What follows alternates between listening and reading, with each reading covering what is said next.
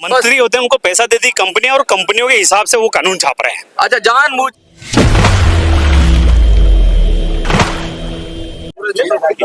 अफीम की खेती से जुड़े हुए किसान आज जंतर मंतर पर हैं और चीख चीख के कह रहे हैं कि अफीम घटिया नहीं, अधिकारी घटिया हैं। और हम कुछ लोगों से बात करेंगे, राष्ट्रीय अध्यक्ष भी हमारे साथ हैं। सबसे पहले आपका परिचय जानना चाहेंगे। जसवाल जी, थोड़ा सा परिचय बताइए, फिर आगे। मैं भारतीय राष्ट्रीय मजदूर कांग्रेस इंटक महासंघ का राष्ट्रीय अध्यक्ष हूँ। और आज जिस तरह से इन्होंने मंगीलाल जी, जो ये भारतीय अफीम किसान संघर्ष समिति के अध्यक्ष हैं, इन्होंने हमें आमंत्रण देकर बुलाया कि हमारे संघर्ष में हम मजदूर किसान का नेता है, आप भी आइए। तो उनको समर्थन देने के लिए हमारे हिमाचल के नेता और महाराष्ट्र से हमारे वरिष्ठ महासचिव हौसला प्रसाद जी और हमारे हिमाचल के प्रदेश अध्यक्ष तमाम टीम के साथ यहाँ पहुँचे हैं और इनका समर्थन हम करते हैं। जिस तरह से भारतीय जनता पार्टी सरकार, मोदी सरकार जो गारंटी निरंतर देती आई है, वो गारंटी फेल होते जा रहा है। जनता और किसान त्रस्त, मोदी मस्त, यही चल रहा है देश में। मोदी की धारणा है किसान त्रस्त, मोदी मस्त, और जनता का, अरे पूरे देश के किसान स्लोगन है जनता त्रस्त मोदी मस्त। वो देख रहा है सारे मोदी की गारंटी सुनकर इतना आदमी मन की बात सुनाते जन की बात भूल गए। मन की बात अपने प्रियतमा से सुनाया जाता है। 10 साल से हम लोग मन की बात प्रियतमा से सुनाया जाता है। हमको तो प्रियतमा बना लिए, लेकिन हमारी अतरंगी बात कर रहे हैं, हमारी आपदा को नहीं सुन पाए। हमारे किसान 770 किसान पहले शहादत दिए तो उनको खालिस्तानी पाकिस्तानी उग्रवादी कहा गया, उन पर बुलडोजर और क्या क्या चलाया गया। एक उनकी नचनिया गवनिया आती है तो कहते हैं किसान बलात्कारी होता है, किसान दुराचारी होता है, किसान हत्यारा होता है, जिसका बेटा शहादत देता है शहीद बनकर सीमाओं पर, जो हमारा अन्नदाता होता है। ये अफीम की जो हमारी ये लोग की गारंटी पहले मोदी जी देते थे, जो इन्होंने मंगीलाल जी ने दिखाया कि हमारा ये पेपर देखिए, और उसके बाद मोदी जी फिर समर्थन में थे, बस वोट लेने तक समर्थन में कि हम आपके साथ हैं, राजस्थान में सरकार बनवा दो, आपके साथ है। और सरकार बनते ही इनके खिलाफ है, क्योंकि किसान के हितकारी योजना ने उनको तो बड़े पूंजीपतियों को इनका सामान को किसी तरह खींचकर उससे अडानी अंबानी का थैला भरना है, अपने कुछ साथियों का थैला भरना है। 18 लाख करोड़ हमारे टैक्स का पैसा जो कफन तक पर टैक्स लगा दिया गया, जीएसटी लगा दिया गया। और इनके लिए अगर ये अपने जीविका का पालन करने, अपने परिवार को, अपने परिवार के बच्चों को पढ़ाने लिखाने और संघर्ष करना पड़ रहा है इसी देश में रहकर, भारत के ये बेटे हैं, किसान अन्नदाता है, चाहे अफीम खेती हो, चाहे कोई जीविका का पालन करने के लिए उस पर अत्याचार हो रहा है। अफीम नीति 2024-25 में देश के किसान हितैषी बनाने के, किसानों के देश में अफीम खेती कर रहे हैं। और अफीम खेती जो दवाई का काम आता है, जो हमारे दवाई बनते हैं, अफीम कोई नाजायज चीज नहीं है, उसका उपयोग दुरुपयोग नहीं।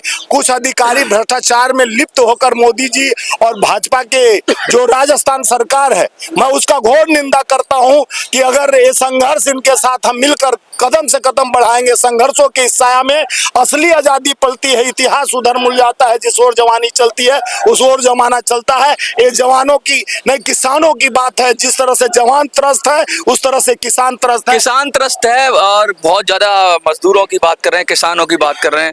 कहीं ऐसा तो नहीं किसान पहले मालिक था, मजदूर दूसरे पे निर्भर होता है। कहीं आपको मजदूर ना बना दिया जाए, वो भी प्राइवेट कंपनियों में, क्योंकि आपके खेती के पट्टे लेकर प्राइवेट कंपनियों को दे दिए जाएंगे, फिर वहाँ मजदूरी काम तो कराना ही किसी से। आप कहीं मजदूर ना बन जाओ मालिक से। तो मजदूर तो बना दिया है सर गवर्नमेंट ने सबको। अच्छा, सीपीएस लागू कर दी, मजदूर बना दिया, सीपीएस लागू कर दी, सीपीएस पद्धति दे करके इन्होंने मजदूर बना दिया है।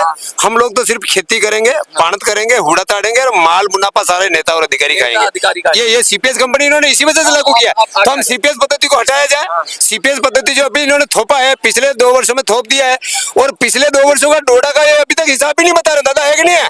पिछले 2 वर्षों का डोडा चूरा का हिसाब ही नहीं बता रहे। वैसे भी मरी हुई भैंस दूध नहीं देती, मरी हुई भैंस दूध नहीं देती। ठीक उसी प्रकार से वो डोडा टूट जाएगा, उसमें से वो नहीं निकल सकती।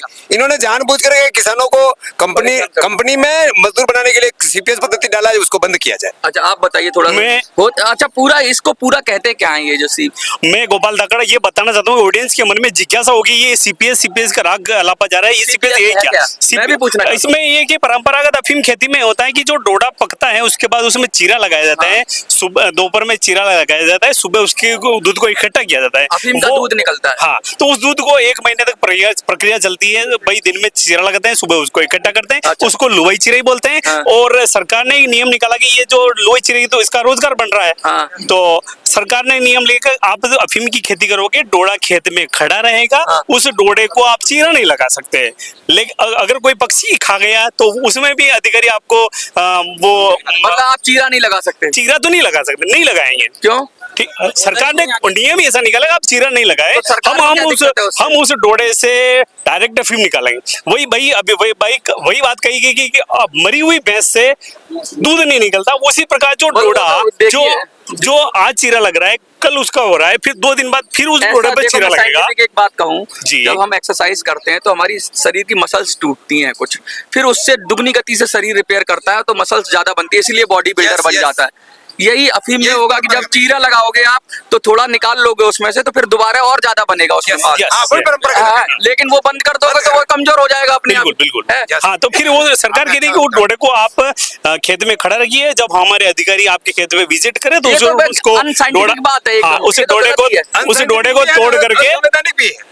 को तोड़ करके वो डोडा हमें दे दीजिए। गत साल का जो डोडा विभाग को तोला गया उसका पेमेंट अभी तक नहीं किया है।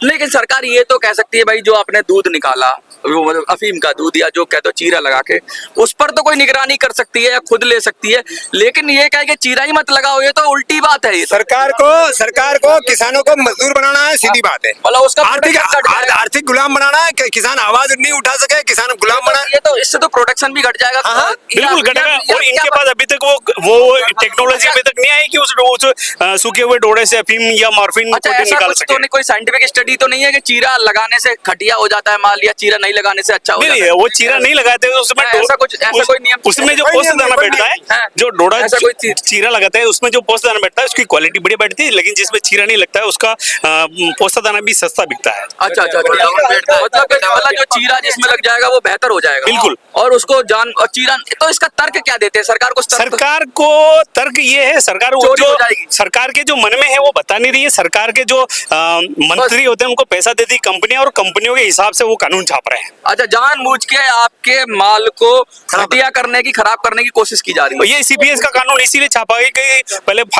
बजाज फार्मा को इन्होंने टेंडर दिया था कि आप अफीम ये दिखाओ, उसने वो विड्रॉ कर लिया, उसके बाद में कोई नई कंपनी तलाश करे था कि ये हालात है। मतलब जो चीजें किसानों को फायदा कर सकती हैं, मजबूत दे सकती हैं, उसको अच्छा कर सकती हैं, वो नियम बंद कर दो, अपने आप ही कमजोर हो जाएंगे। जैसे कहते हैं ना कि घोड़े की टांग बांध दो तो दौड़ेगा कैसे, तो अफीम के किसानों की टांग बांध दो, इनका चीरा मत लगाने दो, इनकी फसल को जिस तरह से भी नुकसान करना चाहते हो, या फिर साइंटिफिक बोलो कि भाई चीरा लगाने से क्या नुकसान है, क्या फायदा है, लिटरेट करो।